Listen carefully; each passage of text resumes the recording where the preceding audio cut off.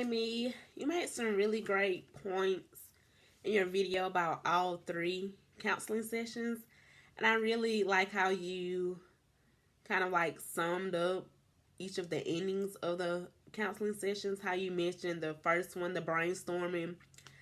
You mentioned that the counselor, he was paraphrasing once his client got finished talking. And in the homesick, it was more reflective with the counselor. Like she would go over what the client just said.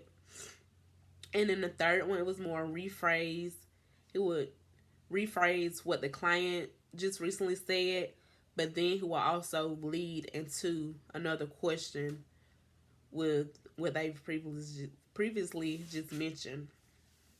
And I do agree that there was a lot of active listening and open-ended questions and follow-up questions. And it's something else that I noticed that you mentioned in your video that kind of threw me off was that the brainstorming video, it did seem as if it was in the middle of a counseling session that maybe we did miss a little bit of what was going on. But it kind of seemed like they probably had previous counseling sessions before. And you really changed my view on the second video, the homesick video. You mentioned that she was very empathetic with the client. And I kind of thought that maybe it was more timid. But by watching your video, it kind of changed my point of view about the whole counseling session. And going back and looking at the video, I do think that she was very empathetic and kind of like feeling where she was coming from.